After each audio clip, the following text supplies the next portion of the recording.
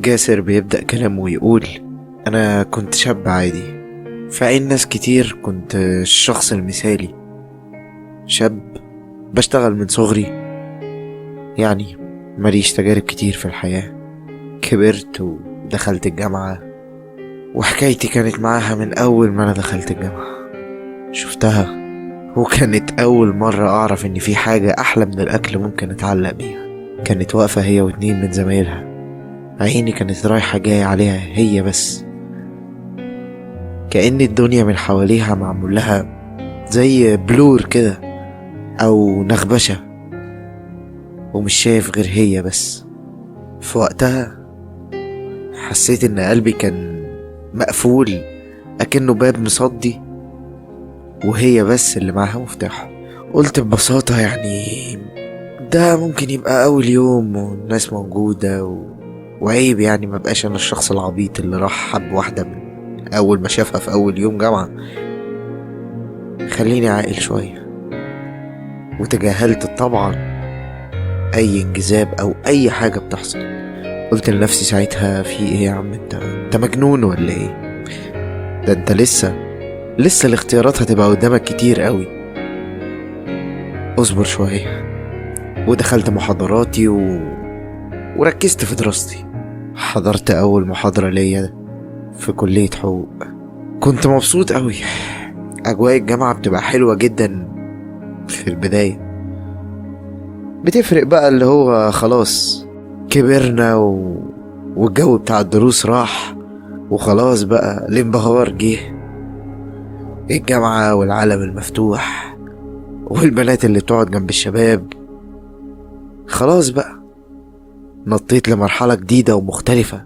معرفش ازاي الناس دي كلها عرفت بعضها في أول يوم بس. ناس كتير قاعدة جنب بعض وبيتكلموا وأكنهم يعرفوا بعض من سنين.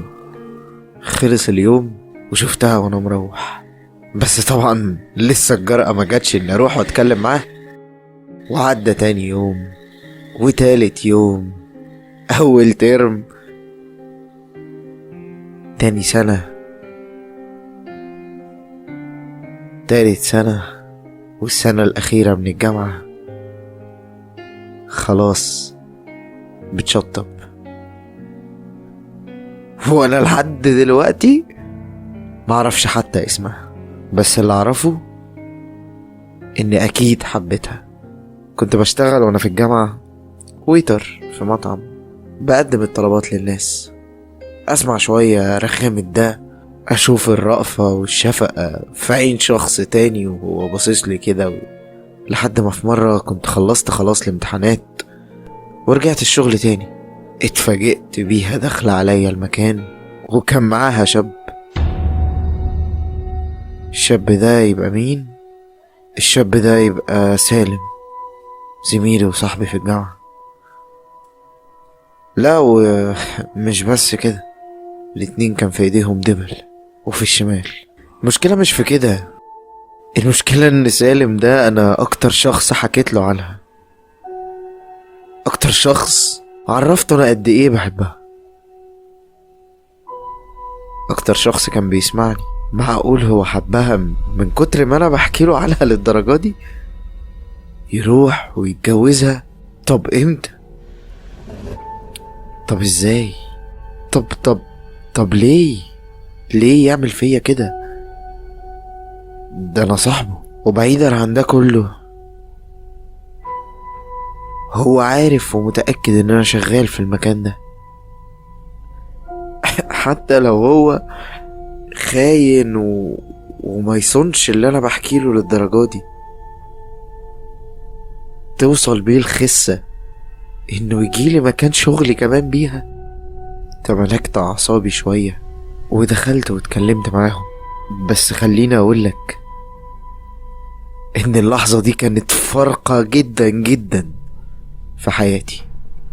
الشاب المثالي اللي صورته كويسة جدا قدام الناس اتحول لشخص مثالي بس في شيء تاني تماما وتقريبا النقيض. وده هتعرفه لما انا اكملك الحكاية.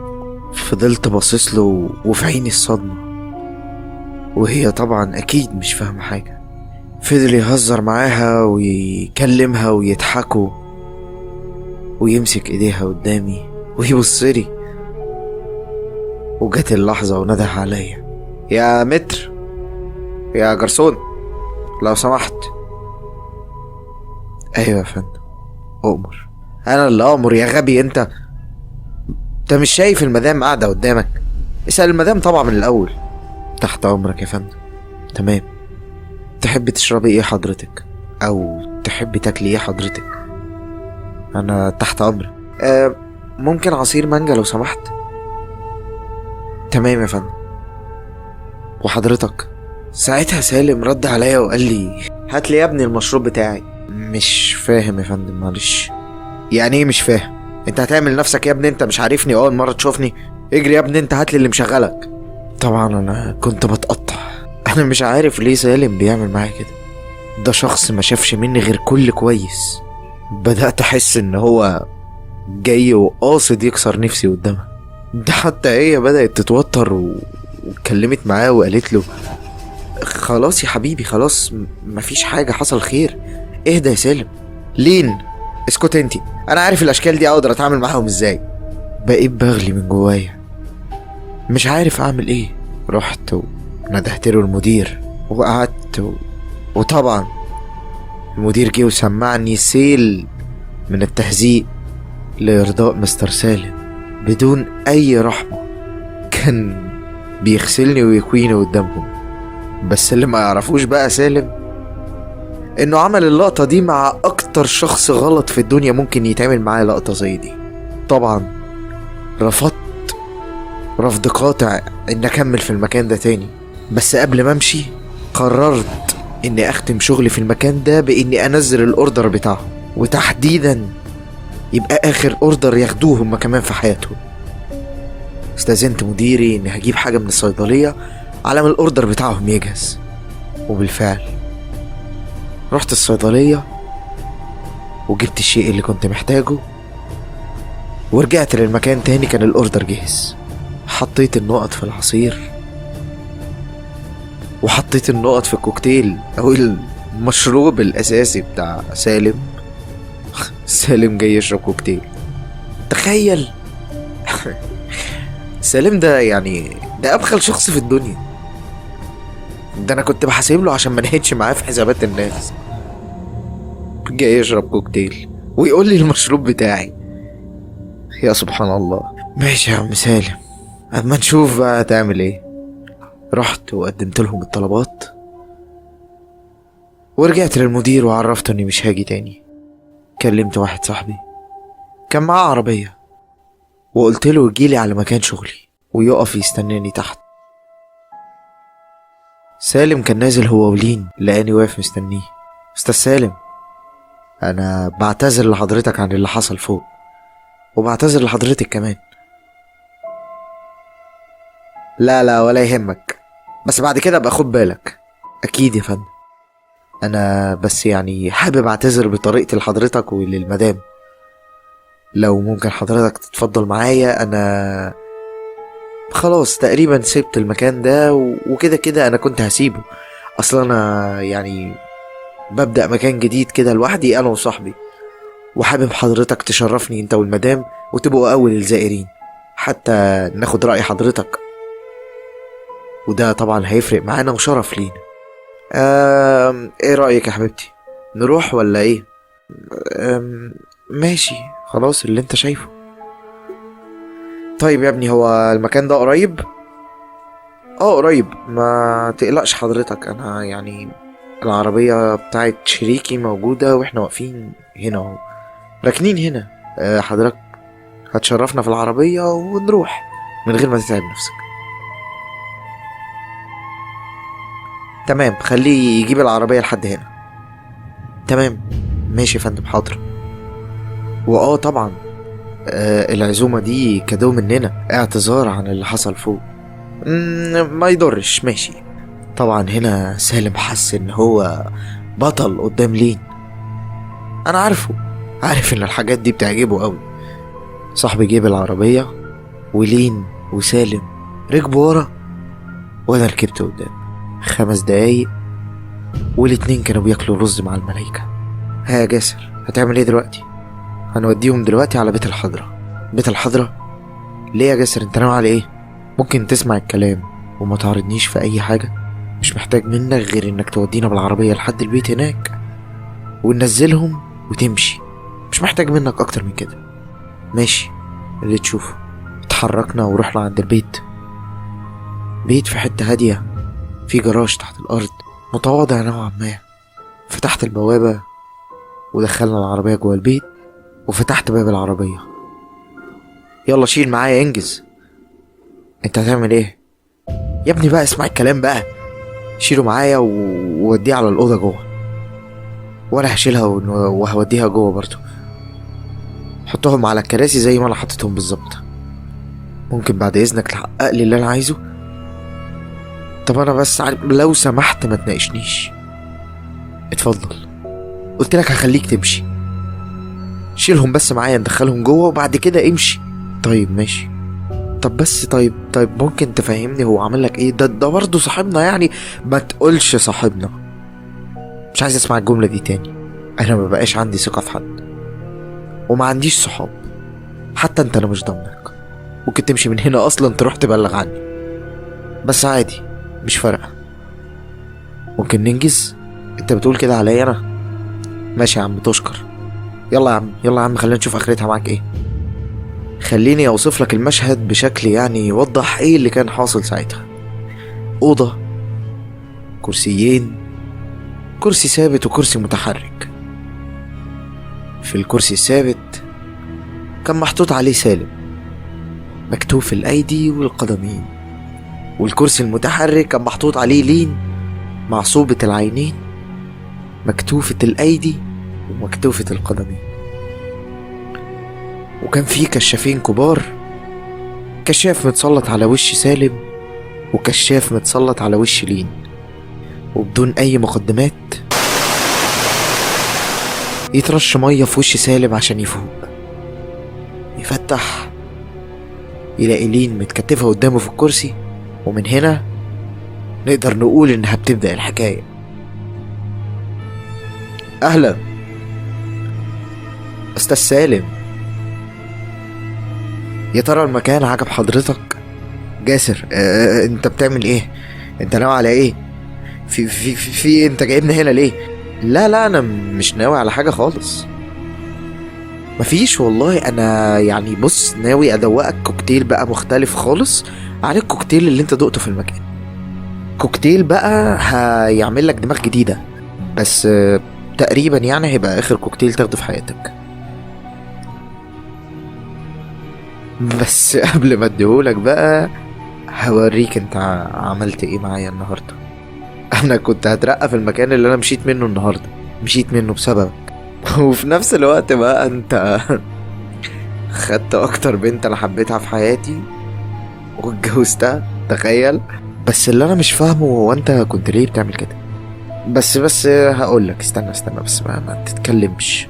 انا عايزها تبقى سامعة عشان بس تشوف هي كانت جاية مع مين، والمتخلف اللي هي كانت جاية معاه النهاردة عمل ايه، وعواقبه هتبقى عاملة ازاي عليكم. جاسر، ليه ملهاش دعوة. لو سمحت خرجها بره الموضوع ده، روحها وخلينا مننا البعض راجل لراجل. تقولش بس بقى راجل لراجل دي، ما ينفعش جملة راجل لراجل دي تذكر فيها اسمك يا سالم، ما ينفعش. ما تجيبناش احنا الاتنين في جملة. انا قلت لك تسكت، تمام؟ اي كلمة تاني. بص انا يعني لحد دلوقتي ساكت. بس بص، احنا ممكن نجرب ده كده.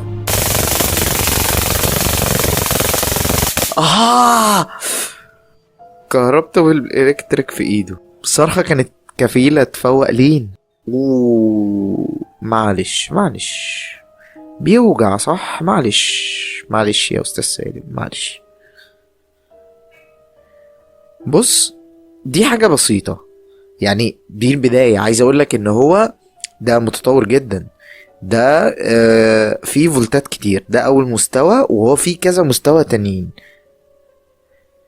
تقريبا ممكن يوصل ل120 فولت، حد قليل الادب زي مثلا ممكن يخليه 400 فولت، حاجة يعني تقريبا ممكن تحرقك، يعني تخليك كده جلدك يتحرق. بس يعني عايزك تصبر شوية. صراحة يعني بقالنا كتير ما قعدناش يا راجل، فخلينا كده نقعد مع بعض شوية. رحت وشلت الغطا من على عين لين، والغطا كده كده كان مبلول من دموعها. اكيد ما كانتش فاهمة ايه اللي بيحصل، ولا مين ده وايه اللي جابهم في المكان ده، وليه الموضوع اتطور للدرجة دي مجرد خناقة في مكان. بصت لسالم وقالت له: ايه اللي بيحصل يا سالم؟ شفت وصلنا لفين؟ انا قلت لك مالكش دعوه بيه، وقلت لك تعدي الموقف. شايف يا اخي اخرة اللي انت عملته؟ منك لله يا اخي. طب والنبي لو سمحت جاسر، صح؟ لو سمحت والنبي يا جاسر، والنبي ما تعملش حاجه عشان خاطري، والنبي الله يبارك لك سامحنا والنبي. انا عايز اروح، والله انا ما عملتش حاجه. بصيت لها كده وقلت لها: دورك مش دلوقتي، بس هقولك حاجة بقى. خليني اعرفك الاول انا مين، والكلب ده يبقى مين. انا جاسر، وده سالم. مش عايز اقول صاحبي، والله كتير عليه، بس الكلب ده كنا انا وهو بنبات في سكن واحد، وطول الوقت قاعدين مع بعض، وشنا في وش بعض، وبحكي له كل حاجة. بشكل او باخر انا كنت بحبك. تخيلي كنت ومعرفش بقى هل ده انتي ليكي ذنب فيه او ملكيش، بس انا اسف يعني. انتي اوريدي معانا هنا خلاص. انا بس اللي عايز اعرفه: ليه سالم يروح لاكتر شخص انا حبيته ويبقى معاه، وانا كنت اكتر شخص بحكي له كل حاجة؟ ده هو كمان ما اكتفاش انه يتكلم بس، ده راح واتجوزك. انتوا الدبلة في ايدك الشمال، صح؟ انتوا اتجوزتوا ازاي؟ انت لحقت يا ابني؟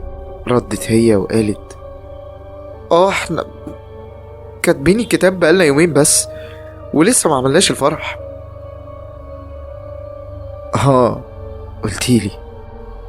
طيب، هو عامة مش غشني بس وراح اخد حبيبتي، لا ده كمان وصلت بيه الخسة انه يجي يذلني في شغلي وقدام حبيبتي. حبيبتك ايه؟ انت مجنون ولا ايه؟ انا اصلا ما اعرفكش. هو انا مش قلتلك انه لسه مش دورك؟ طب اهو. ورحت مكهرب سالم تاني. شوفي بقى، كل ما انت هتتكلمي تاني هكهربه كده. سالم طبعا كان بيصرخ وبدأ يشتمني.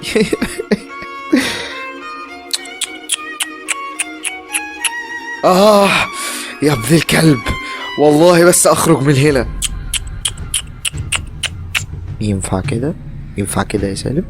غلط موت اللي انت عملته ده يا سالم. بس عامة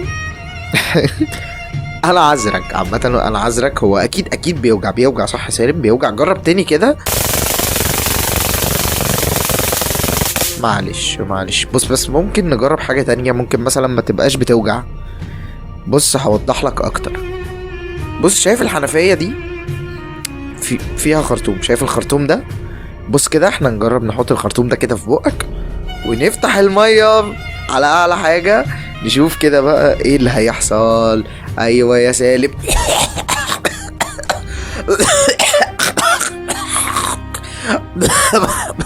حرام عليك، ايه ده بقى القرف ده؟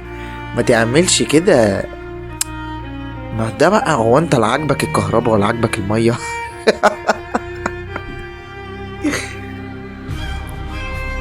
ماشي. بص، عامة انت اكيد موجوع، بس تأكد ان عمر ما وجعك الجسدي ده هيوصل للوجع اللي انت خليتني احسه في مجرد موقف.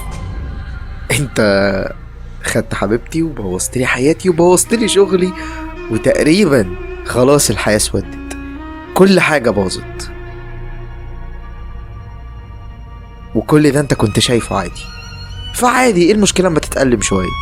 ها، ايه رأيك؟ طيب المية كويسة ولا نرجع للكهرباء تاني؟ شكلك محبتش المية قوي، احنا ممكن نرجع للكهرباء تاني. انا لو خرجت من هنا هقتلك.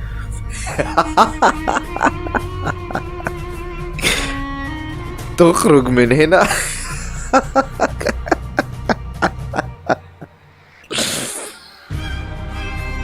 طموح، طموح جامد.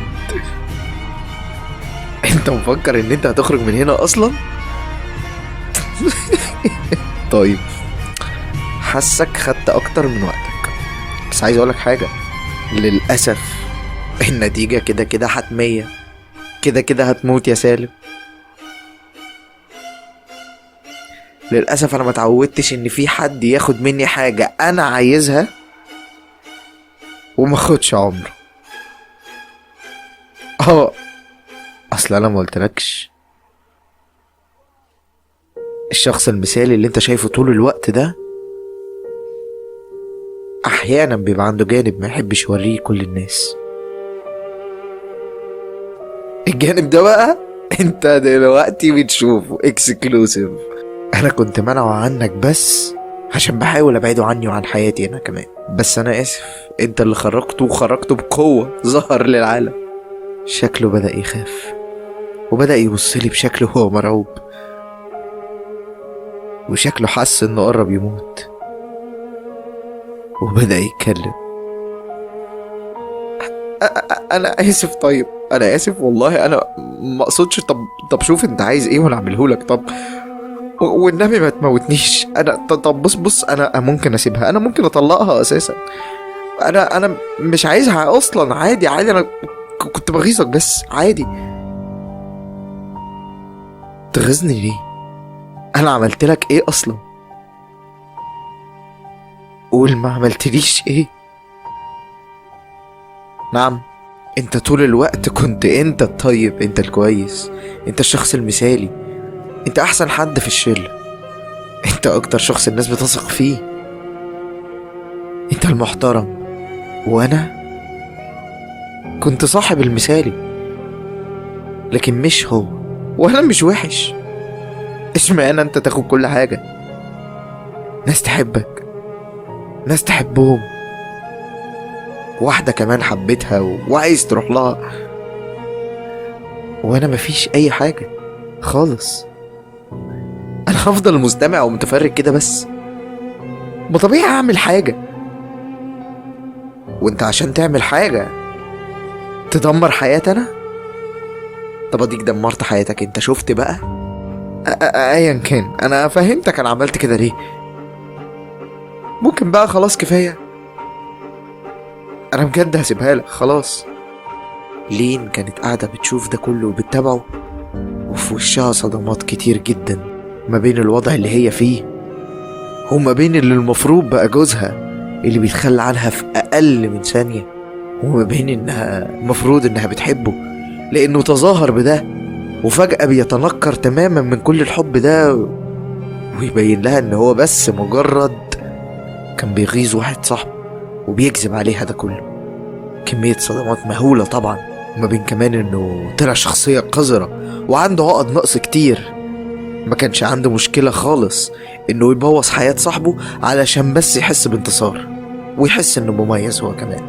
بقيت قاعدة وبصلنا مش قادرة حتى انها تخرج اي كلام. فجأة قررت انا خلاص ان هنهي النقاش ده. خلاص بقى، خلاص كفاية، خلصت. صدقني انا مش طايق حتى الناس مع صوتك. عارف ليه؟ عشان خاطر انا كنت بعتبرك اخويا. بس كنت. انت عارف انا هعمل ايه دلوقتي؟ انا هقدم لك خدمة. الخدمة دي بقى مش كل الناس بتحظى بيها. الخدمة دي هي اني هنهي لك حياتك القذرة دي عشان ما تعملش كده في حد تاني، عشان انت ما تضمنش برضو ان الحد التاني ده ممكن يديك الفرصة دي تاني ولا لا. ما تعرفش يعني هل هو هيديها لك بطريقة عاملة ازاي، ولا هيعمل فيك ايه لحد ما توصل للموت. شفت انا حتى لحد دلوقتي خايف عليك ازاي. يلا حافظ الشهادتين بقى ولا اقولهم لك؟ بص عامة اللي انت فيه ده اكيد شخص ما يعرفش ربنا، فهقول لك حاجة بقى. يلا يلا قولهم ورايا كده الشهادتين. قول يلا: اشهد ان لا اله الا الله. يلا قول قول. ما يا ابني ده اخر دقايق في عمرك. قول يلا ورايا: اشهد ان لا اله الا الله واشهد ان محمد رسول الله. برافو عليك، برافو. قول قول قول قول. ايوه شاطر شاطر. ايوه يلا. رحت لفيت من وراه ومسكت دماغه ورفعتها لفوق وطلعت سكينة من جيبي وقطعت رقبته. الدم كان بيطلع منه زي النافورة، طرطش على وش لين وعلى ايديا وبهدل الدنيا خالص. يا اخي ده انت مقرف حتى وانت بتموت. سحبت الكرسي ورا بجسمه ورحت مرجعه، وجبت كرسي تاني وحطيته قدام لين، وفضلت باصص لها ومركز معاها قد ايه هي جميلة. وبدأت اتكلم معاها واقول كلام انا عمري ما كنت هقوله. بكل بساطة: لين انا بحبك. انا عارف ان انت خلاص دلوقتي ما بقيتيش ليا، بس انا عايز اقولك معلومة مهمة جدا. انا في كل الاوقات في حياتي مكانش عندي اي دافع لحد ما دخلت الجامعة وشفتك وبقيتي انت الدافع ده. بس للأسف خلاص الدافع ده انتهى. وانا برضو يعني ما عنديش حد، لا عيلة ولا اهل ولا اخوات ولا اي حاجة من الكلام ده.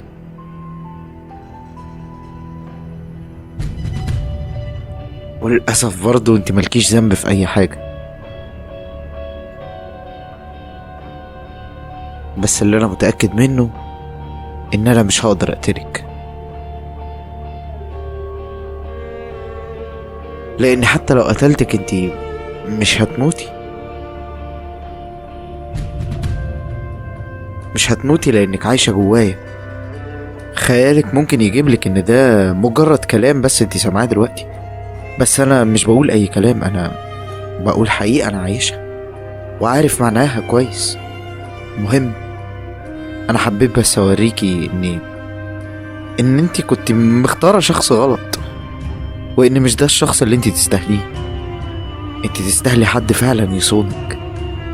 كملي حياتك واختاري شخص يكون بيحبك فعلا، مش شخص ضحك عليكي بكلمتين او قالك ان هو بس بيحبك وخلاص.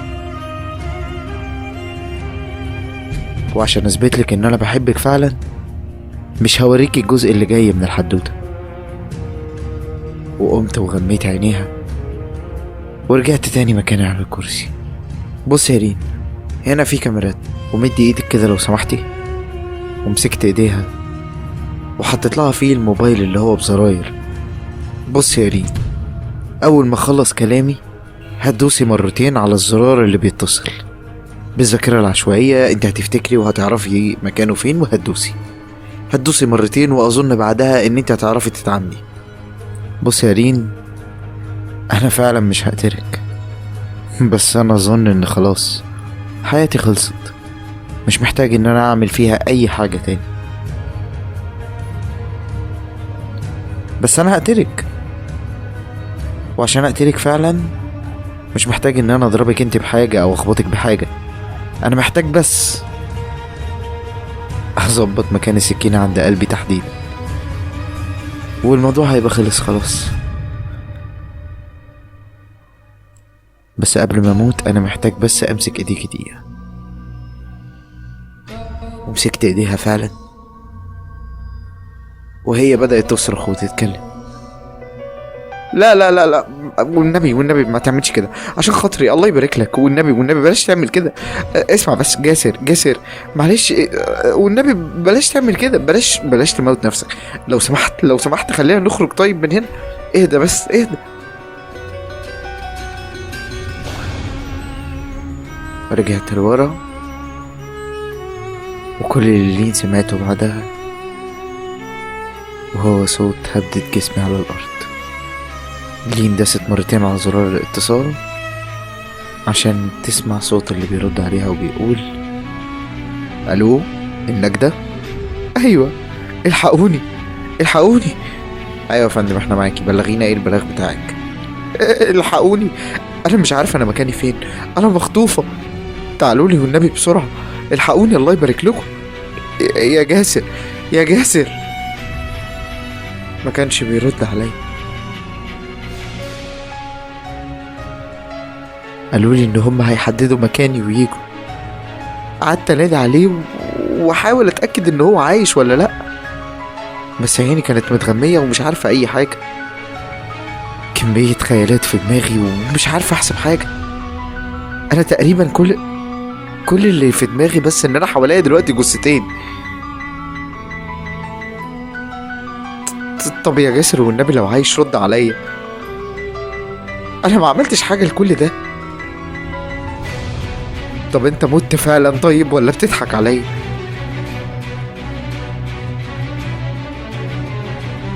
سمعت صوت كسر الباب وناس كتير دخلت الأوضة.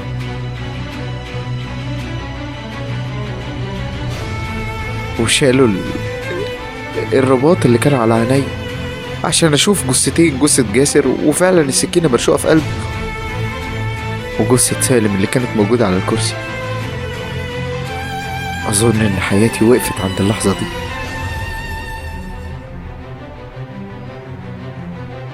فضلت كده فترة ودخلت المستشفى الأمراض النفسية والعصبية، وكتبت الكلام ده قبل ما انتحر ونط من شباك الأوضة، عشان تبقوا عارفين ايه اللي حصل لي.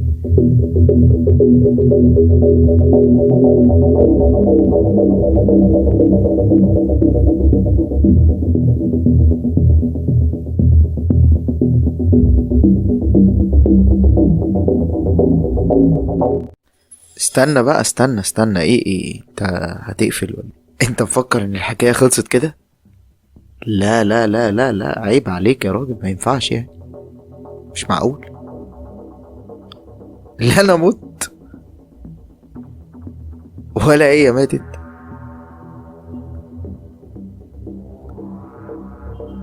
ولا اي حاجة من دي حصلت. بس خليني اوضح لك حاجة مهمة جدا، الا وهي سالم كان يستحق كل اللي حصل. ليه؟ اليوم اللي سالم ولين جم ليا فيه ده كان تاني يوم احتفال بكتب الكتاب. انا جاسر، صح معايا، انا لسه عايش. هتسألني وتقولي انت ممكن تبيع حبيبتك لحد؟ هقولك لا.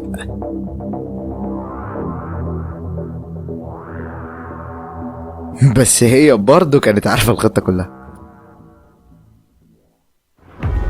انا كل اللي قلته وكل اللي فات ده كان حقيقة. كنت فعلا بحكي لسالم عنها، وكنت بقوله فعلا قد ايه هي جميلة، بس بدرجة تحببه هو فيها. ليه؟ عشان انا عارف ان سالم ده صاحب مش اصيل.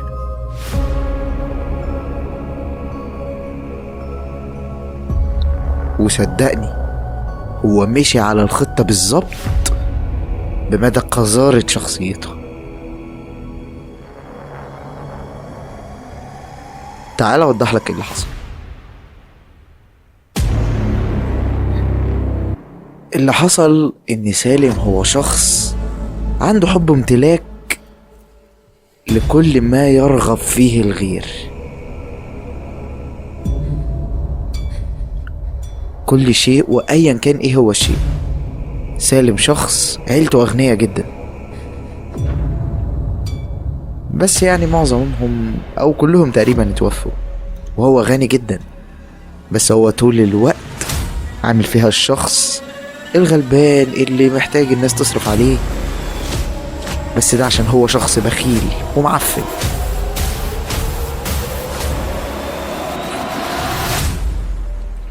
فببساطة يا صديقي، بنفس منطقه انا حسيت اني استاهل الفلوس اللي معاه اكتر منه، وعندي حب امتلاك ليها برضه،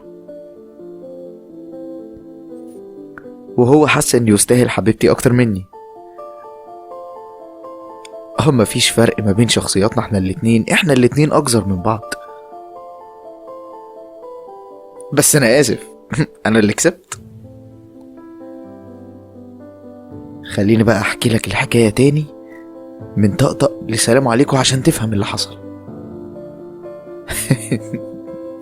قد ايه سالم ده كان غبي جدا، ومشى الخطة بتاعتي بسلاسة اكتر مما انا كنت عايزها.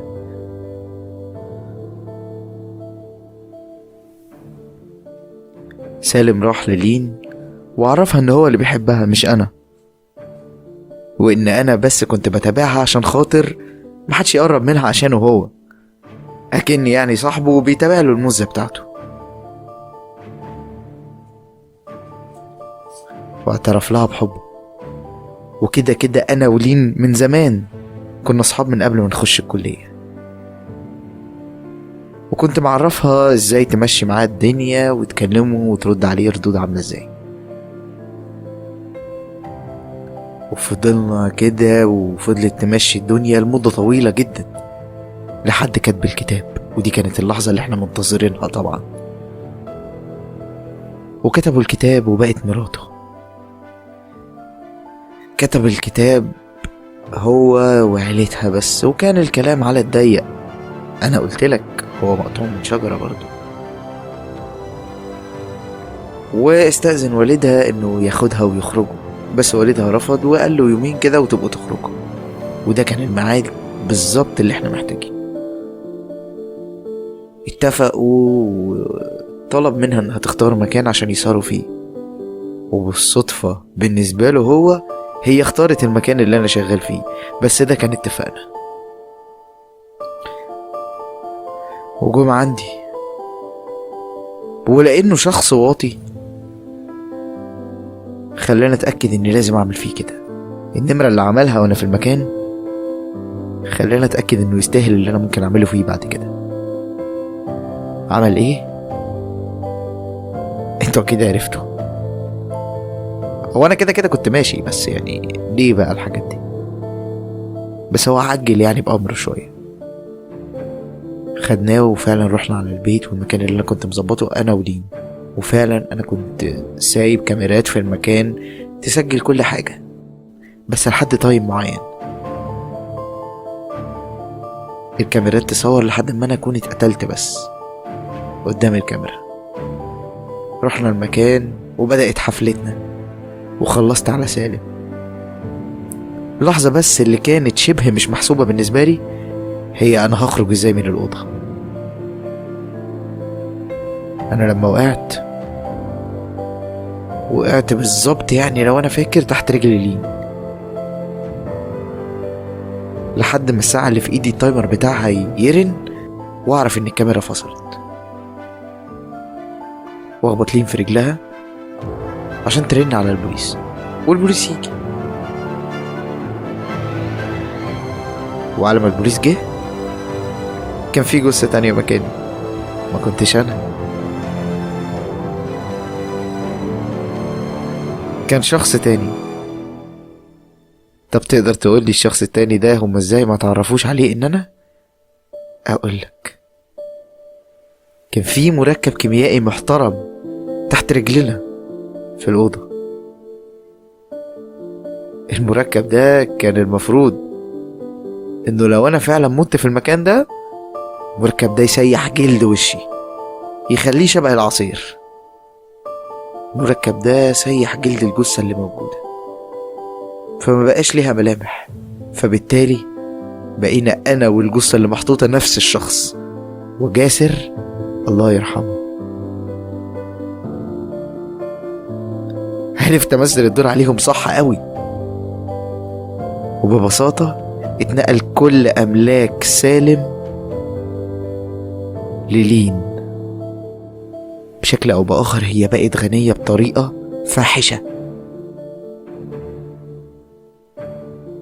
وخدت فعلا كل املاكه، على اتفاق ما بيني وما بينها ان كل اللي احنا صرفناه في خلال العملية دي هيبقى بالتقاسم ما بيننا.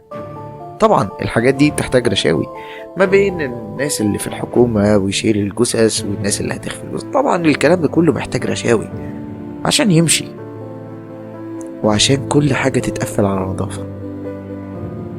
ولين في رأيي فازت بكل حاجة، فازت بيا ده أولا، وفازت بقلبي وبفلوس سالم.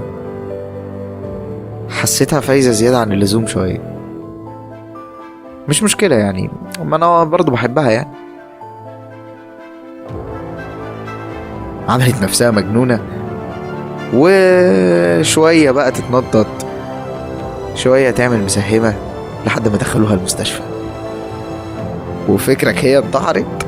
طبعا لا، دي قفشة في الدنيا، دي قاعدة، اللي زيها ما بيمشوش بسهولة. وزي ما ظبطنا موتي ظبطنا كمان موتها. بس قبل ما نظبط موتها كانت بايعالي كل حاجة بيع وشراء، ومحولالي كل الفلوس بس بشخصيتي الجديدة، قبل ما نموت شخصيتها القديمة هي كمان ونخلق لها شخصية جديدة. شخصيتي الجديدة ألا وهي محمود الحسيني. مين محمود الحسيني؟ هو جاسر بس بشخص جديد، بورق جديد، بتايتل المحامي برضو. وببساطة هتقولي ازاي انتحرت وازاي رميته جثة من فوق المكان والكلام ده. اللي انتحر ما كانش هي، اللي انتحر كان واحدة زميلتها في العنبر. وعايز اقولك ان الشيء ده كان هيكلفنا كتير جدا، بس هي بقى بنت اللذينة طلعت شاطرة قوي. بيصادف ان في واحدة عندها ميول انتحارية في قلب العنبر، هي بس حركتها ليها ووجهتها انها تنفذ ميولها دي. وفرت علينا كتير قوي بنت اللذينة. بس يعني عصلجوا معانا شوية في المستشفى لحد ما خلوا الورق باسمها، بس كله بالفلوس بيمشي. ماتت لين عشان تتولد منى المسيري. ايه رأيك؟ بعرف اخطط كويس؟ اظن ان انا بعرف اخطط كويس. نرجع بقى لعادتنا. ايه يا حبيبتي اتأخرت ده كله ليه؟ معلش يا حبيبي والله الطريق كان زحمة جدا. ماشي يا بابا، الحمد لله على السلامة. لا بس انا زعلانة منك. ليه بس يا حبيبتي زعلانة مني ليه؟ بقى كده ده كله تسيبني في المستشفى يا جاسر؟ ما خلاص بقى قلنا مفيش جاسر، دي جاسر ده خلاص انتهى. اعمل ايه يعني؟ لساني لسه واخد على جاسر. لا، لسانك لازم ياخد على الاسم الجديد عشان خاطر ما يقعش بالصدفة قدام اي حد تاني. تمام يا منى؟ يا عم ما احنا قاعدين سوا، هو حد سمعنا؟ كلامي يتسمع. تمام تمام. وبعدين يا حبيبتي هو انا كنت سايبك في المستشفى بمزاجي؟ ما عشان خطتنا تمشي مظبوط. الدنيا كان لازم تبقى ماشية واحدة واحدة. اي سرعة او نط في الاحداث كان وارد انه يثير الشكوك. ماشي يا حبيبي، خير، حصل خير. حصل خير. ايه خالد صاحبك جاي ولا مش جاي؟ لا جاي، ما تقلقش. قلق ليه؟ شوف انتي ممكن تبقى قلقانة ليه مثلا؟ مش فاهمة قصدك. ما قصديش حاجة. تاكلي؟ يا ريت والله، لحسن ده انا جعانة اوي. ما تقلقيش، المكان هنا بيعمل اكل حلو. شايف المكان اصلا اللي احنا قاعدين فيه؟ يلا الله يرحمك يا سالم، لولا عمرنا ما كان زماننا حتى بنعدي قدام المكان ده. مكان غالي مش كده؟ خلاص بقى قفل على السيرة دي، الله يكحمه. يلا شوفي هتاكلي ايه.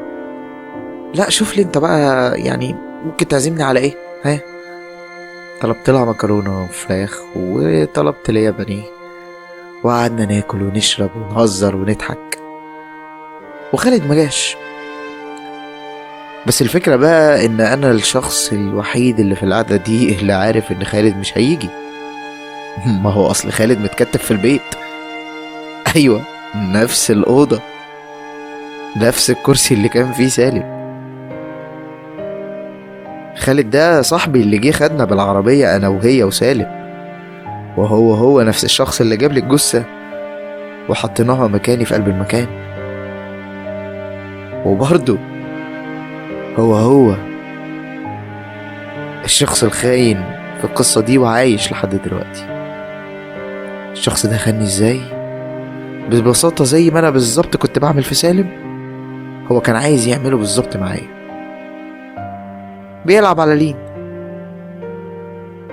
هو انا شايفه من بعيد ومستني وعامل نفسي مطمن، عشان لين المفروض انها كمان بتحبني. بس للأسف اللي تخون مرة عادي جدا تخون تاني. لين استجابت، فبالتالي بقى هما الاتنين في زون الخاينين بالنسبة لي، وبالتالي برضو محتاجين ننفذ الخطة، بس ننفذها المرة دي بجد. محدش هيكسب قدي، انا بس اللي هكسب. هكمل عادي قعدتي معاها، وهطلب منها ببساطة اننا نروح المكان تاني عشان سايب الفلوس هناك فيه، وكمان هنقابل خالد هناك عشان هو جايب لنا باسبورتات نقدر نسافر بيها. بدأت كلامها وقالت: قال قول لي يا حبيبي، احنا هنروح فين بعد ما نخلص هنا؟ هنروح بيت الحضرة. الواد خالد مش عارف مجاش ليه وكده، فغالبا تلاقيه مستنينا هناك عشان انا سايب الفلوس هناك وجايب لنا الباسبورتات. هنروح هناك ناخد الفلوس وناخد الباسبورتات ونمشي. يوه، هو مفيش مكان تاني نقابله فيه؟ ما تخليه يا عم يطلع لنا، انا قلبي بيتقبض كل ما اسمع سيرة المكان ده. متقلقيش يا حبيبتي، انا معاكي.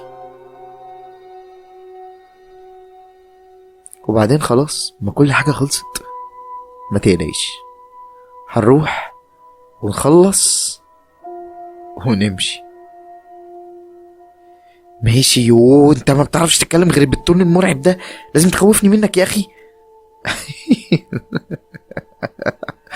ليه؟ ما انت عارفة كل حاجة، ده انا اطيب خلق الله، انا برضو يتخاف مني؟ انا عارفة كل حاجة يا اخويا. يلا طب بقى اطلب الشيك خلينا نمشي. لا، هنشرب عصير الاول. لا مش عايز انا اشرب عصير، انا واكل اكل كتير. لا، هنشرب عصير الاول لو سمحت. 2 مانجا. انا شربت وهي شربت، وانتوا اكيد خلاص بقى فاهمين ايه اللي موجود في المانجا. وخلاص بدأت تدروخ، واظن هي دي اللحظة المناسبة يعني انها تنزل فيها على رجليها. خدتها في العربية وركبنا ورحنا للمكان عشان تتحط على نفس كرسيها تاني، بس المرة دي بقى مش خطة ومش شيء محسوب، وكل اللي هيحصل هيبقى وليد اللحظة. لما يتحطوا قدام بعض هتبدأ الحفلة، ونشوف مين فيهم هيبقى على التاني اكتر.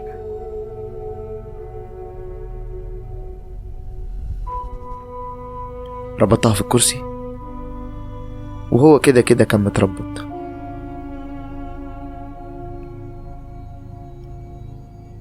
واظن انه جه وقت الجرس انه يشتغل عشان خاطر الاتنين يصحوا. اصحوا لي انتوا الاتنين.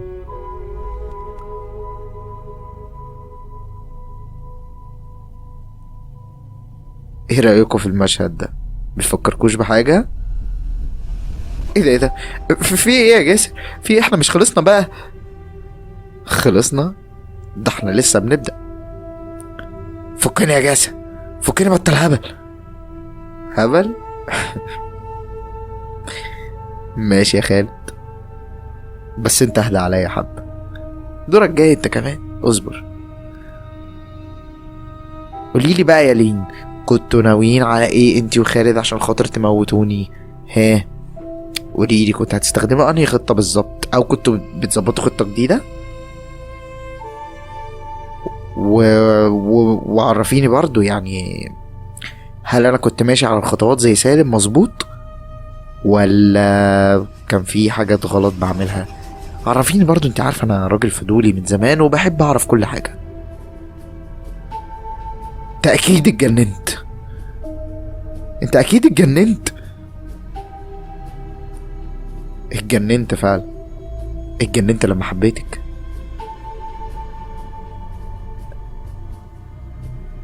الناس دايما مش فاهمة معنى الحب، بس اظن ان انا دلوقتي شخص فاهمه.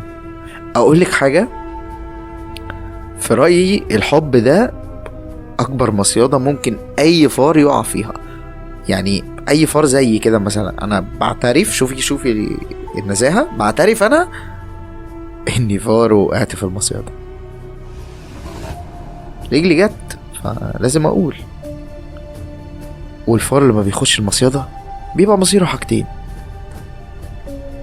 اما ان صاحب المصيدة يكون قلبه رحيم وياخده بعيد عن البيت بتاعه ويفتح له المصيدة ويطلق سراحه، او يكون بقى صاحب المصيدة دي شخص زي كده ويدوقه عذاب ما دقوش قبل كده، تعويضا عن القلق اللي عملهوله في بيته.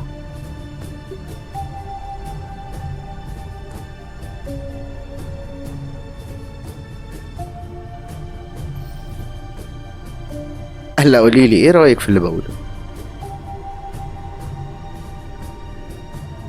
بس بقى يا جاسر والنبي، خلاص بقى قوم فكني بقى، بطل سخافة يا اخي، والله ما في حاجة.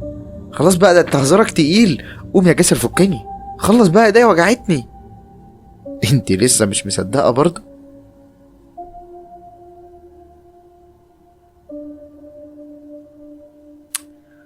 طيب هقولك، ما قلتليش ليه ان انت بتقابلي خالد من ورايا؟ كنتوا بتخططوا لايه بقى سوا؟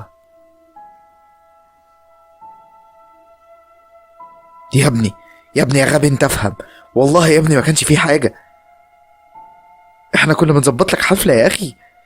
يا عم هخونك ليه اصلا، انا كنت بساعدك. هقول لك انا تخوني ليه؟ تخوني طبعا عشان شايفني كسبان اكتر منك. طبيعي، انت لسه برضه ما كسبتش حاجات، بس فجأة عايز تكسب كل حاجة، عايز تبقى جاسر. شفتني كسبت البنت، خدت الفلوس والعربية وكل حاجة، طبيعي تغير، طبيعي تبقى في جزء من سالم. وانت برضه لسه مساعد النجم. فهمت ليه ممكن تخوني يا خالد؟ انا مش كده، انا مش زيك. شفت بقى انك بدأت تبان على حقيقتك ازاي؟ ومالك بقى انت بزيي ولا مش زيي ولا الكلام ده، انا مالي بيك اصلا. هقولك انت مالك، انت شخص مجنون يا جاسر، وهي كانت اجن منك لما حبيتك. وايه كمان؟ مفيش حاجة كمان، اللي انت عايزه اعمله، بس انا ما خنتكش. عامة الكلام ده بيقفل بموسيقى درامية كده، ممكن شوية ساوند افكت كده وراك في الصوت، وحبة كده دراما، عشان بقى خلاص بقى انا ايه، ايديا اتقشعر، ويعني اي حاجة ماسكها في ايديا كده، منديل ولا اي حاجة يقع من ايدي مثلا هو الموبايل، عشان بقى اقول ايه ده يا صادق، خلاص ده سلم للموت وقال لي ان هو ما خنيش، اذا فهو صادق. اوعى تفتكر ان انت تطلع من هنا سليم، وانت كمان اوعى تفتكر ان انت تطلع من هنا سليمة. انتوا الاتنين كل ما تملكوا تحت ايدي، واظن ان انا كسبت كل حاجة، واظن ان انا مش محتاجكم انتوا الاتنين. انا مش محتاج ناس خاينة تاني في حياتي، مش محتاج ناس اصلا. انا معايا كل حاجة، معايا الفلوس اللي هتجيب لي كل حاجة وتسخر لي كل شيء، تفتح لي كل البيبان المقفولة. فببساطة شديدة انا عايز اعرفكم على حاجة جديدة عملتها في الأوضة هنا. مش تباركولنا على الازاز اللي حواليكوا ده، ولا انتوا مخدتوش بالكم منه؟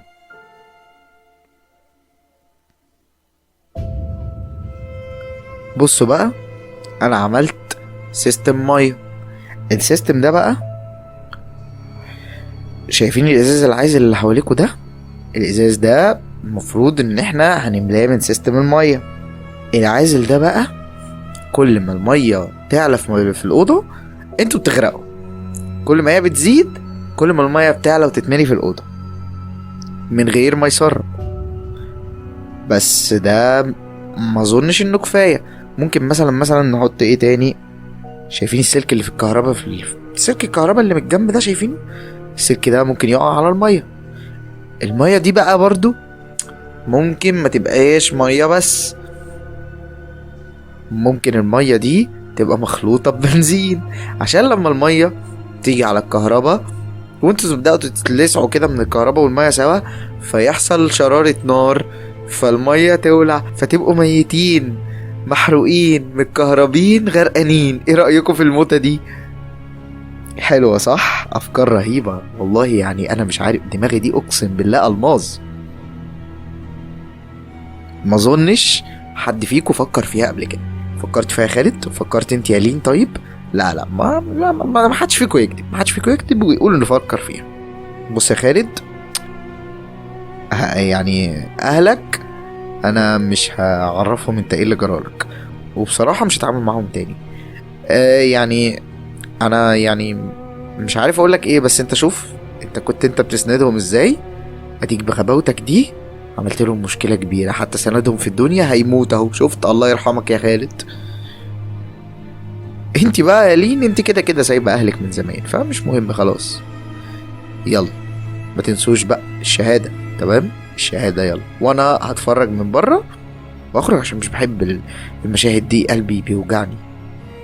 يلا نشغل بقى كل حاجة. خرجت وقفلت الباب وشغلت كل السيستمز مع بعض وخرجت برا المكان عشان يدوقوا العذاب الأخير اللي كانوا يستاهلوه. وبس يا دكتور، احنا كده خلصت. ده كل اللي حصل له. ماشي يا جاسر، ارجع بقى يا حبيبي مكانك، وانا هعدي عليك بكرة تاني نقعد مع بعضين. ماشي يا دكتور. وإلى هنا ينتهي الجزء الأول من حكايات دكتور نفسي. أظن الرواية دي هتكسر الدنيا. أنا دكتور خالد غنام، دكتور الطب النفسي، ودي أول رواية أنا بكتبها، والرواية دي مستوحاة من قصة مريض عندي. المريض ده اسمه جاسر، مريض عاش وحيد وبيتخيل إن هو حب واحدة وقتلها وقتل صاحبه وورث فلوس كتير، وهو شخص معدم تماما. بس كل الحكاية دي دماغه هيئتها له. مشكلته بقى ان هو بيحكيها لي وهو مصدق جدا كل تفصيلة فيها، فقررت اكتب حكايته دي ونحكيها. عامة استنوني، هتلاقوني جايلكم قصص تاني كتير. اصل حكاوي المرضى دول بيجي منها حاجات كتير. يلا طولت عليكم، ما تنسونيش. ان شاء الله نتقابل تاني.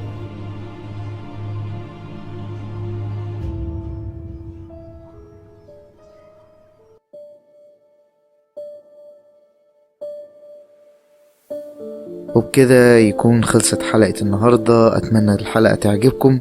صدقوني رأيكم على الحلقة دي بالأخص هيفرق معايا جدا. الحلقة دي عودة ليا كتابيا بعد ما كنت موقف فترة، ورأيكم فيها هيشجعني اني ارجع تاني اكمل كتابة.